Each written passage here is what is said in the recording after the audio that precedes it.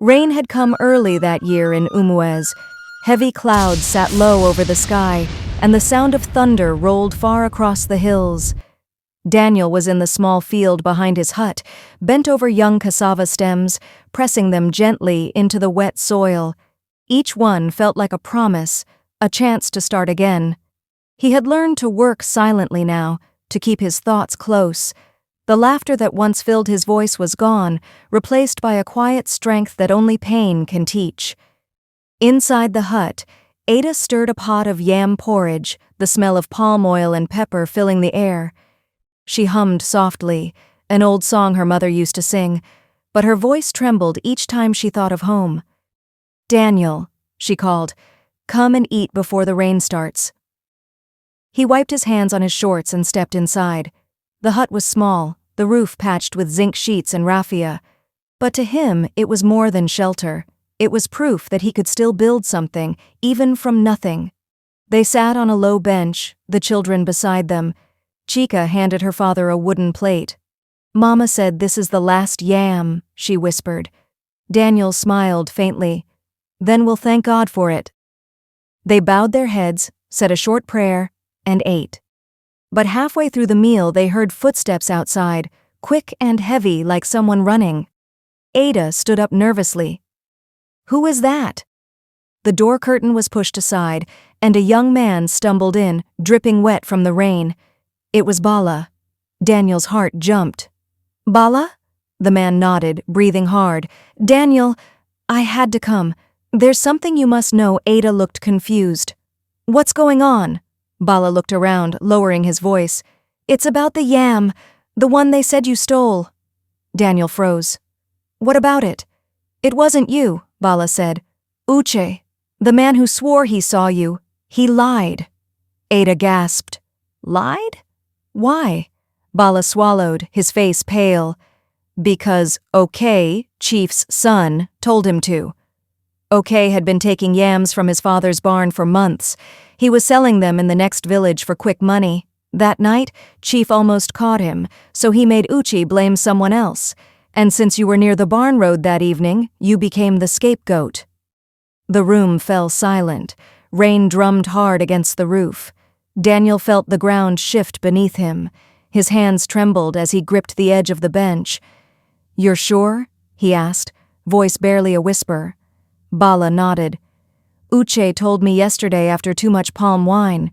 He said, guilt is killing him. He plans to confess, but Okay has been threatening him." Ada covered her mouth. "Oh, God." Daniel stood slowly, his breath shaking. "They took everything from me. My name, my home, my dignity. All because of a lie." Bala looked down. "I wanted to tell you earlier, but I was afraid. Chief's family has power. But now I can't keep quiet anymore." Daniel turned toward the open door, staring out into the rain. The sky was dark, the wind fierce, but inside him something even stronger was stirring, a fire that had been buried for too long. "I must go back," he said quietly. Ada stepped forward, panic in her eyes. "No, Daniel.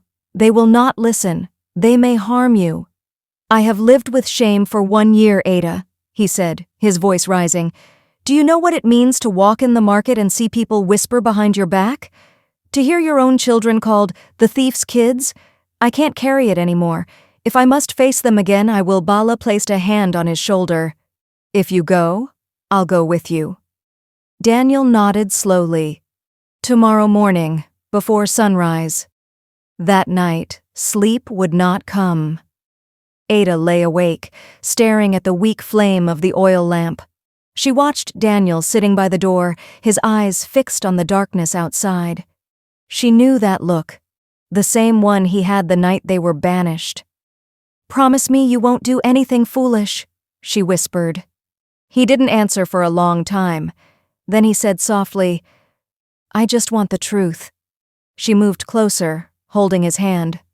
"Then let the truth speak through you. Don't let anger guide you." He nodded, but she could feel the storm building inside him.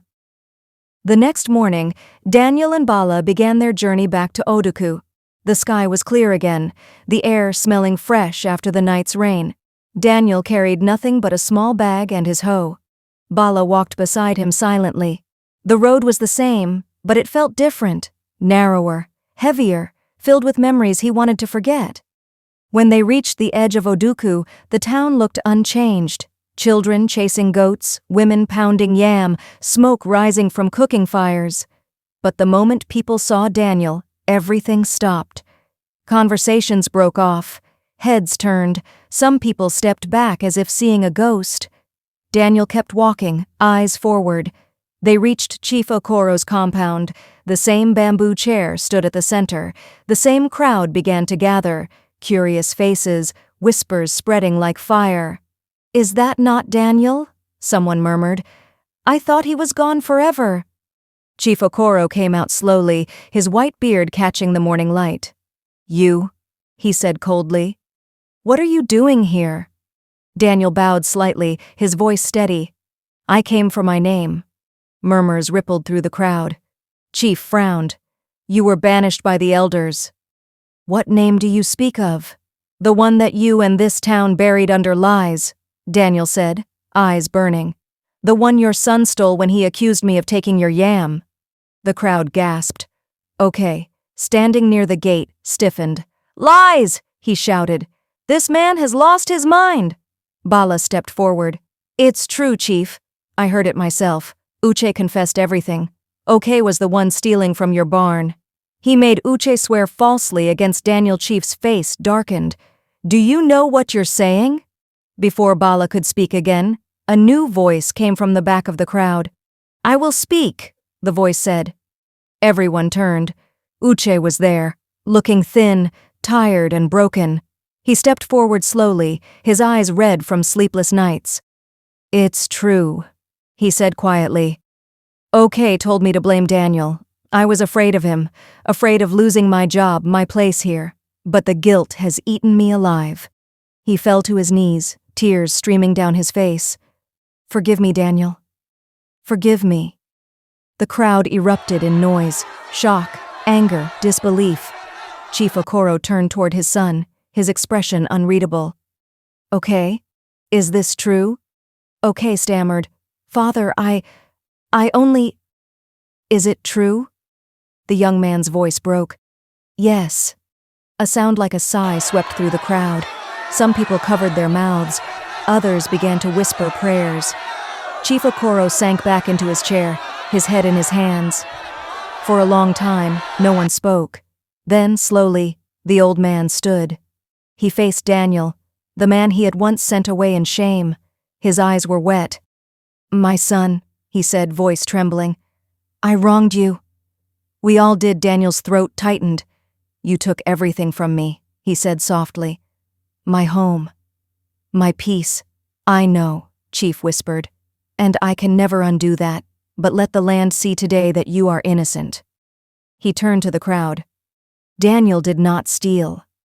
The gods have revealed the truth. From this day his name is cleansed." A cheer rose, mixed with cries. Some people ran to Daniel holding his hands, begging forgiveness. Others bowed their heads in shame. Daniel stood still, tears running down his face.